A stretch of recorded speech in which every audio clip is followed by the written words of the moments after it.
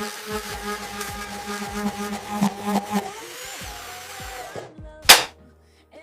scar and every sorrow, he's the healer I know.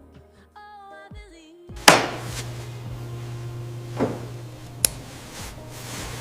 Oh, I believe.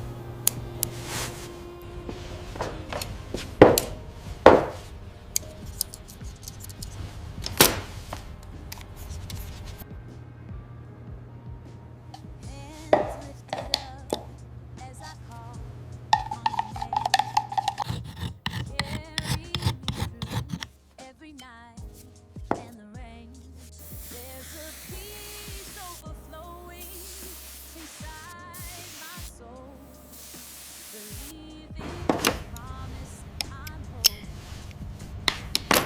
Every doubt melts away when you're near. You calm every storm. Let's see how this feels Every now. fear I hold to Does your that seem truth. secure? And I see you're working a miracle in me. He's the strength in my weakness. He's the hope when I'm low. Every scar and every sorrow. He's the healer I know. Oh, I believe.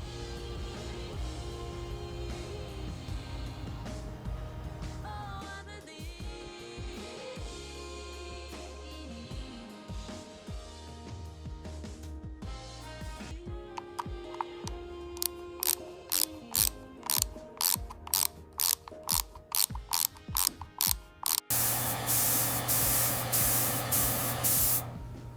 Hands lifted up as I call on your name.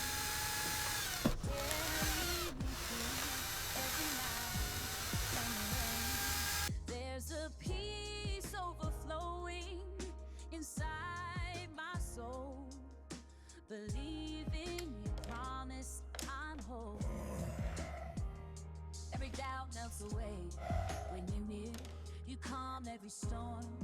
Every fear I hold to your truth, and I see you're working a miracle in me. He's the strength in my weakness. He's the hope when I'm low. All right, let's jump right in. Today, we're exploring the incredible world behind the making of a prosthetic leg. It's this amazing story that lives right at the crossroads of science, art, and just pure human spirit.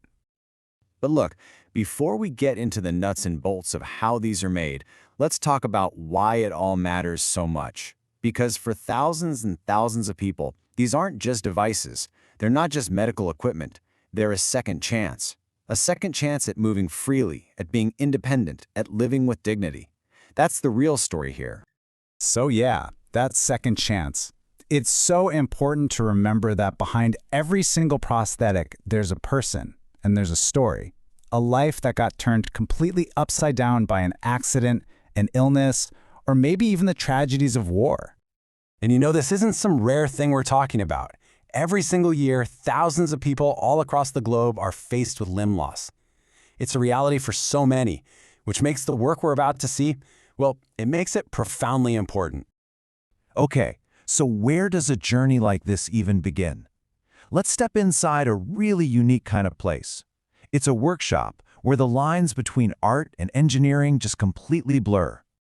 And really, the best way to picture this space is to imagine two worlds colliding. It's part high-tech engineering lab and part classic artist studio. It's where the cold precision of science has to meet the warm, delicate touch of a craftsman. You can literally see that blend just by looking at the tools they use.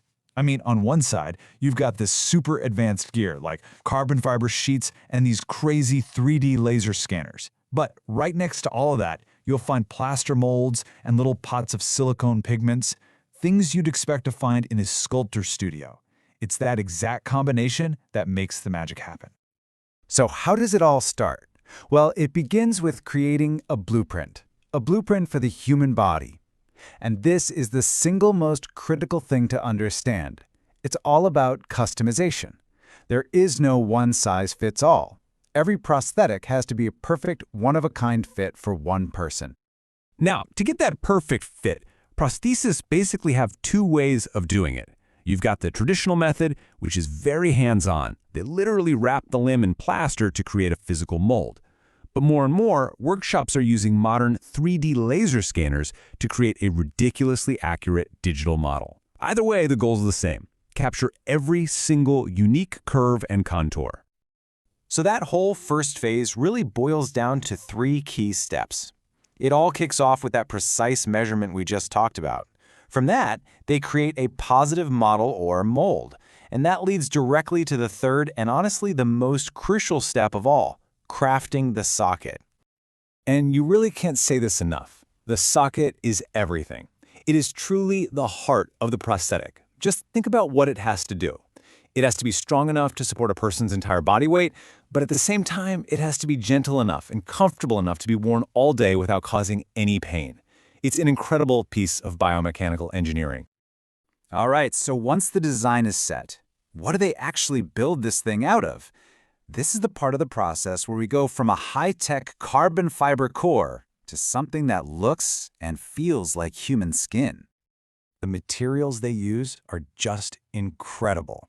For the main structure, they use carbon fiber, which is ridiculously strong, but also super lightweight. Then you've got titanium for the really strong, reliable components and joints. And then there's medical-grade silicone. And that's where the artistry really comes roaring to life. And this part is just so important because this isn't just about function. The whole goal of the cosmetic work is to help patients feel whole again. The technicians are absolute artists, painting skin tones, adding tiny freckles, even little veins, all to make this piece of technology blend in and become part of that person's identity. Now, after all that crafting, the final assembly requires just breathtaking precision. The margin for error when they're aligning everything is tiny, just 2 to 3 millimeters. That's about the thickness of a nickel. A difference that small can completely change how a person walks, affecting their balance, their comfort, their confidence. It has to be perfect. So, once the leg is built and perfectly aligned, the focus shifts. It moves completely from the object to the person. This is the journey of the first steps. And it's right here that you realize that technology, as amazing as it is only half the equation. Rehabilitation is this incredible partnership between the tool itself and just pure human determination. It takes so much strength and patience to learn to trust this new part of your body. And that brings us to the ultimate goal of all of this. This isn't just about walking. It's so much bigger. It's about the making of possibility. It's about restoring a person's ability to dive back in and participate fully in their own life. And that journey back to independence, it happens in stages. It starts with those first tentative steps between support bars in a rehab center. From there, it's about gaining the confidence to walk freely without any help.